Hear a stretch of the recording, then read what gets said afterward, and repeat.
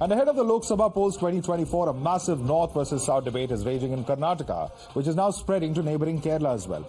Karnataka Chief Minister Siddaramaiah, along with his entire team of legislators, staged a protest in the national capital at Jantar Mantar over the discrimination in the allocation of the union budget. The Deputy Chief Minister D.K. Shivkumar has slammed the central government and targeted Karnataka BJP MPs, alleging they didn't bat for Karnataka when the state needed them.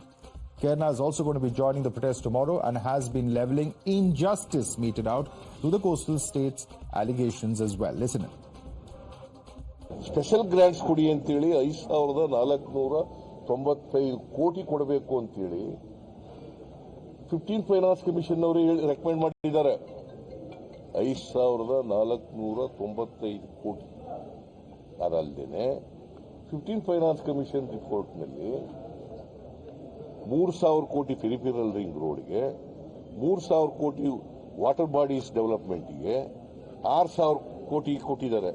6 plus 5495 11495 ಕೋಟಿ. ಎಷ್ಟು? 11495 ಕೋಟಿ. ಇದು ಕೊಡಲಿಲ್ಲ ಒಂದು ಪೈಸೆನೂ. We are asking for our rights. It is purely our right. Whatever the percentage we are supposed to get, we are getting only 13%. We don't let some other states also be benefited. I don't mind. See, for example, they are given gift city to Gujarat. Let them give us also gift city. കേരളത്തിന്റെ മാത്രമല്ല, പൊതുവിൽ സംസ്ഥാനങ്ങളുടെ ഭരണഘടനാദത്തമായ അവകാശങ്ങൾ സംരക്ഷിക്കാനുള്ള പ്രക്ഷോഭമാണിത്. ഒരാളെയും തോൽപ്പിക്കുക എന്ന ലക്ഷ്യത്തോടെയല്ല ഈ സമരം. തോറ്റ് പിന്മാറുന്നതിന് പകരം അർഹതപ്പെട്ടത് നേടിയെടുക്കുക എന്ന ലക്ഷ്യമാണ് ഇതിനു പിന്നിൽ. രാജ്യമാകെ The BJP has also staged a counter-protest against the Congress government. BJP staged 2 parallel protests against the Congress, one at the Gandhi statue outside the Parliament and another at the Vidhan Sauda in Bengaluru. BJP has rejected all charges against the centre over tax devolution and called it Congress's inability to fulfill promises made to the people and pinning the blame on the centre. Now, Prime Minister Modi himself led the charge for the BJP and ripped through the grand old party for working what he termed was against the interests of the nation. जिस प्रकार से हिंदी और भाषा बोली जा रही है, देश को तोड़ने के लिए, राजनीतिक स्वार्थ के लिए नए नैरेटिव गढ़े जा रहे हैं. क्या सोच बन गई है? और एक राष्ट्रीय दल के अंदर से ऐसे विचार है, ये बहुत बहुत दुखद की बात है. हमारा टैक्स, हमारे मनी किस भाषा में बोला जा रहा है? ये देश के भविष्य के लिए नया खतरा पैदा करने वाली बात है. ये सब बातें सिर्फ एक मानसिकता से निकलता है, वो अलगाववाद मानसिकता है, जो डिप्टी चीफ मिनिस्टर के सगा भाई ने बता दिया और उसको रिपीट भी किए बहुत सारे लोग. कांग्रेस पार्टी आज अलगाववादी लोग के साथ है.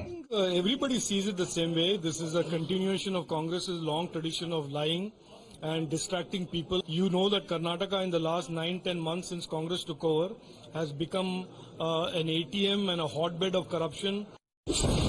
You're watching the News Hour at 10, debate number 2 on Times Now, Super Prime Time.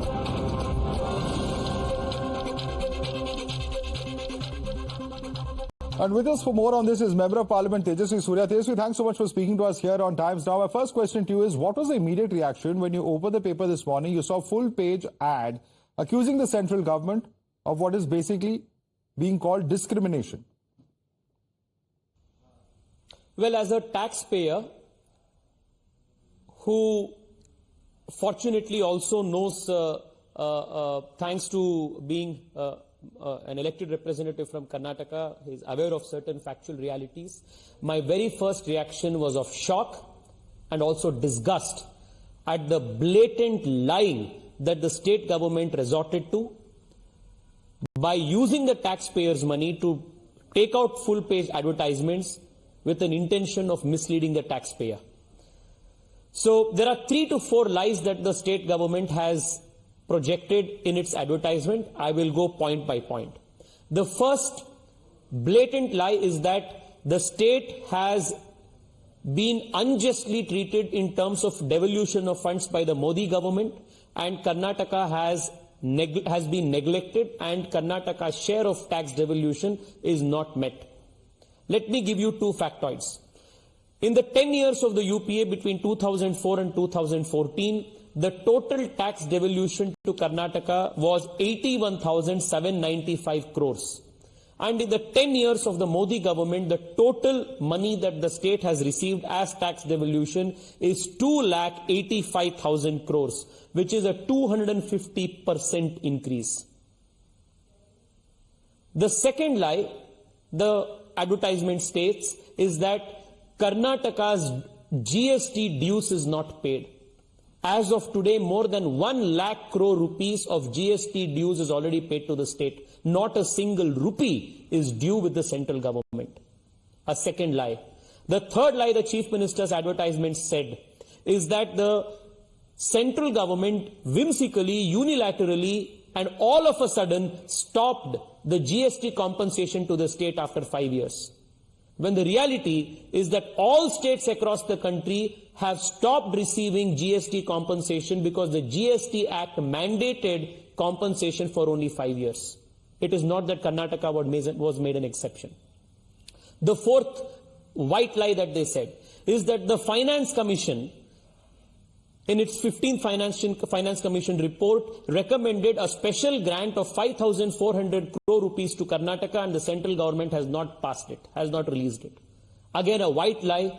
I went through the Finance Commission report, the final report, more than 500 pages. Not a single line specifically mentions any special grants to any state, leave alone Karnataka.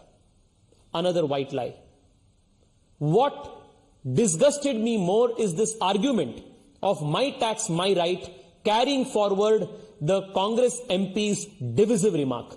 This my tax, my right argument is not only unconstitutional, it is not only against the federal principle of the Constitution, the cooperative federalism, it is also anti-national. Let me give you two examples as to why. The city of Bengaluru contributes about 55 to 58% of total revenue to the state of Karnataka. As an MP of Bengaluru, if I start making the same argument that the tax collected from Bengaluru... but then I have one question. Tejasvi, I just want to come in on one quick question that is being made time and again. In fact, they say that it's about devolution, but the opposition has also talked about delimitation in the past. Now, that also could be a concerning issue in terms of this claim of a north-south fault line, which many have been raising in the past. Do you see this becoming a big issue as well? The Honorable Home Minister of the country, Amit Shah Ji, on the floor of the Parliament, assured the nation, especially the southern states, to the very legitimate demand or concern that when it comes to delimitation or whether it comes to any other aspect, southern states' interests will be protected. The Home Minister of the country went on record and assured. Now, this is with respect to that. Now, let me come to the politics of this. I feel that the India Alliance and especially the Congress Party has completely understood that in the whole of the north of the country, they will be wiped out in the elections. Their last hope is that in Karnataka, because they are in power, and because in Tamil Nadu they have, their alliance partner in power, and in Telangana they have just now come to power, they can raise this bogey of, South being discriminated and try to salvage something. But what the Congress Party does not understand is the average voter, be it the north of India or be it in the south of India, is a very mature, a very responsible voter who will reject all politics of divisiveness. All right, Tejasvi Surya, thanks so much for joining us with your views on this very contentious issue. The protests are only going to continue in the national capital. But for more on this, let's quickly take this across to our guests joining us. Tuin Sinha, national spokesperson of BJP, continues with us. Anurag Naidu, author, is with us. Kamruzaman Chaudhary, political analyst, continues with us. Joining us at the moment is Dr. Syed Hafiz, spokesperson of the DMK. But I want to first go across to Kevin Matthews. Kevin Matthews, this is nothing but an attempt at trying and sowing seeds of division ahead of the polls, says the BJP. You heard earlier the Prime Minister raising questions about that. The Member of Parliament just now on the show also saying the same. How do you respond to that? Madhav, how much the BJP tries to spin it, there are a couple of facts that you cannot refute. See, one thing, the southern states are at the receiving end of this thing because for every rupee the southern state pays as tax, we get less than a fourth or a fifth of it back. Because so there is a certain discrimination that the central has always done to the southern states, especially because the vote bank is majorly affected in the northern region. So this has always been there. Now, I've heard... How is it different to what was happening during the UPA 1 and UPA 2 regimes, which incidentally the left supported, the UPA 1 at least? So, see, I'm not talking about, if you want to talk about the governments, it is to be, but the issue here is there is a discrimination towards the southern states and the people have started raising concerns because you are punishing development, you're punishing growth, you're punishing the people who are paying taxes because the southern states, I'm from Kerala and I know we pay our taxes. And at 2.9% of the population... You're punishing growth, you're punishing those who are paying their taxes by giving lesser to the states that are actually doing better and better and developing at a higher pace than the rest of the country, says Kevin Matthews. Please respond to him. And Madhav, let me also actually refute the Honorable MP statement. Well, good evening, Madhav. One by one, please. Kevin, you asked a couple of questions. Let him respond to you and then you can come back. There are others also on the panel. I think the question was to me. Madhav, the North versus South divide is a sinister plan the Congress party has been working for a very long time and now it is out in the open. You know, Tejasvi Surya Ji has very specifically answered and responded to all of the 4 charges brought out in the advertisement full-page ad in today's paper. Moreover, on the floor of the House, Honorable Finance Minister Srimati Nirmala Siddaramaiah has very categorically explained the whole process of devolution, which happens as per the recommendations of the Finance Commission. All of 100% of the state GST taxes go to the states. As far as the IGST is concerned, obviously there are some provisions which are controlled by the GST Council, and there is no disparity in any of the between the states. Now, fact is, why does a Naveen Patnaik in Odisha never face these problems, but the Congress government at the drop of a hat comes up contriving these problems because obviously their entire existence today is confined to a small geographical area. And like the Honorable Prime Minister mentioned in his speech, where do these divisions come from? I never think that I was born in East India, I live in West India, and I go for work to North India. For me, the entire country is one, and I think these people should start realizing that North-South divides don't work with the people. Today, with the kind of response that Annamalai is getting in his yatra across Tamil Nadu, I think the last of these divisive efforts of the Congress party will be defeated, and that is why they're extremely flustered. Okay, so this is something that the BJP is saying, and I want Dr. Syed Hafiz to also come in on this. Dr. Syed Hafiz, this is nothing but an attempt at diverting people. This is some kind of separatist mindset, says Nirmala Sitharaman, that Mr. D.K. Suresh is displaying when he first raised this issue. And in fact, parties are continuing to protest and raise from the south of India. Please respond to the BJP spokesperson. Syed Hafiz. Okay, at the outset, I think I'll at least get 2 minutes, just like the BJP spokesperson got. I want to quote one important politician of India who says Gujarat pays 60,000 crores to Delhi, and you know how much do we get? We get very little. Are we a beggar state? This is a statement made by then Gujarat Chief Minister on December 6, 2012. And today he says, my state, my tax is divisive.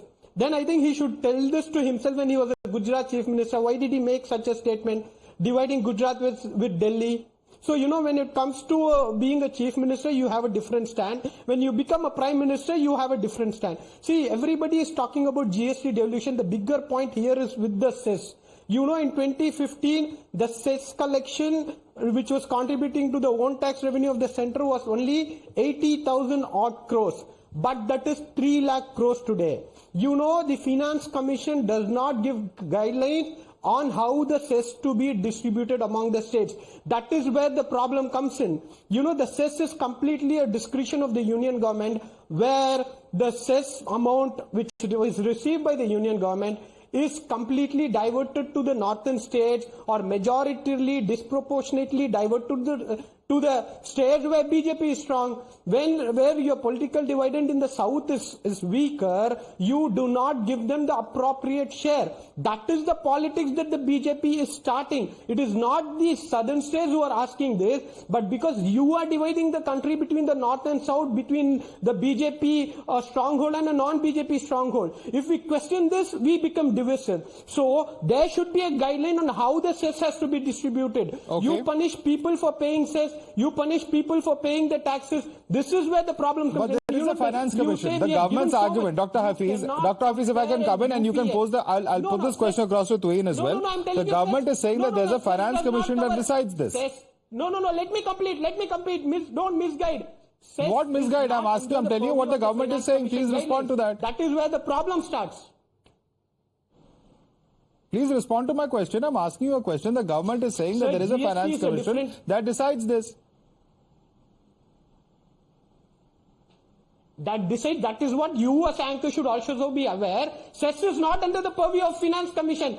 It is only the GST that the finance commission can say which state to get what. But cess cannot be divided among the state. Is a rule. Please kindly, I request all the viewers to go and read. Finance commission does not tell how much of the cess has to be distributed among the states. That is the rule which I am telling you. Tuin Sira, please respond. One is he's referring to standards of Prime Minister Modi when he was Chief Minister, and he's saying that this is being deliberately done to, sort of underrepresented states where the BJP is not represented. Please respond to those 2 points that he's making. First of all, let me dispel this myth of the Congress party that, BJP does not exist in the South. BJP today has more members of parliament from South India than the Congress party has. In Karnataka, from 2004 onwards, we have never won less than 16 out of 28 seats, even when the UPA government was in power in 2004, came to power in 2004 and then in 2009. So where do they get this hallucination from? In Tamil Nadu, they're basically surviving on the basis of their support to DMK.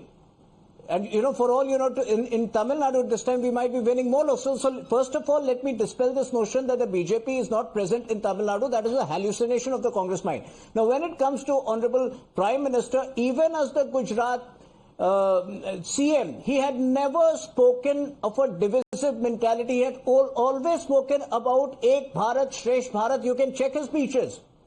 What are you comparing with? DK Suresh openly advocates for a separate nation for South. Are you comparing that statement with a genuine grievance which Mr. Modi may have had as CM? So I think the comparison is fallacious. You look at all the speeches of Prime Minister Modi from 2002, he has always spoken of a country first approach. Unlike some of the southern leaders of the Congress party who are, advocating all kinds of can't compare the two. All right, Kamruzaman Chaudhary, can't compare the two. He has spoken about Ek Bharat, Shresh Bharat first. When you talk about the Prime Minister, he says, number one. Number two, statements of certain leaders are being seen as separatists when they talk about a southern, separate southern nation. There are those who are talking about the southern collective, so on and so forth. There are, of course, certain kinds of statements which both Nirmala Siddaramaiah and as well as others have called some kind of a separatist mentality. Please respond to that, Kamruzaman Chaudhary. Well, Madhav, I will cite you just two examples to expose the Bharatiya Janata Party in their fund allocation techniques. Rather, as we have all known how this financial terrorism the Bharatiya Janata Party practices. The worst floods during this monsoon came not in a South Indian state, it came into a Congress-ruled state of Himachal Pradesh. Our Chief Minister, Mr. Sukku, requested the central government for a fund of 4,500 crore rupees only to rehabilitate the victims, to get some supportive measures to the affected people of Himachal Pradesh. Not a single penny came out from Modi government coffers. When there was a flood in Gujarat, which is a BJP-ruled state, the Prime Minister on that same day takes a flight, a helicopter, visits the Kutch area and sanctioned 1,000 crores on the same day itself.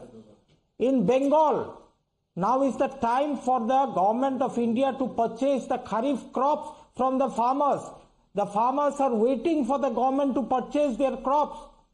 7,000 crores have been withheld by the central government and is not paying the farmers of the state. Anurag I Naidu. don't know, whatever reason it may be. Anurag Naidu, and also Kerala, the fact that there are, if you look at the total percentage share, there are discrepancies with how much the certain southern states and certain northern states. We can't completely generalize perhaps, but there is a pattern that the opposition parties are referring to, and this is borne out by the various government documents in terms of the total percentage of devolution. It has come down for at least certain southern states.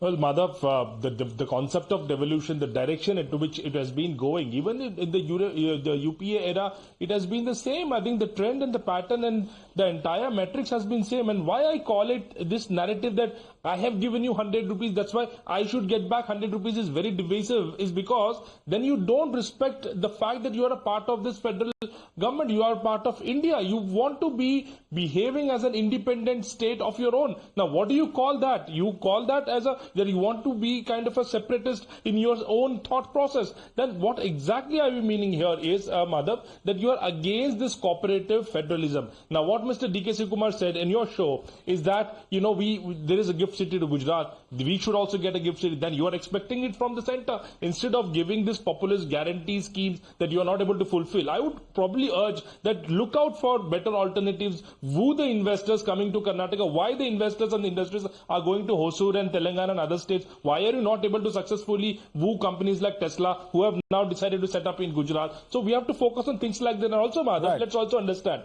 the adjacent, Congress these days only boast about Karnataka and Telangana. The Telangana Chief Minister on record has said that he is getting excellent support from center. On record, Chief Minister Revanth Reddy said he had successful meetings with Mr. Rajnath Singh and other union ministers. All right, perhaps they should take a leaf out of the book. There is what Anurag Naidu is saying, and certainly, of course, this is a war that's far from over. The political battle perhaps has just been sounded in terms of the bugle. Today it is Karnataka, tomorrow it is the Kerala cabinet that will be protesting here in the national capital, and perhaps in coming days other southern states also expected to follow suit. For the moment, we'll have to leave it there. Thanks so much for joining us this evening.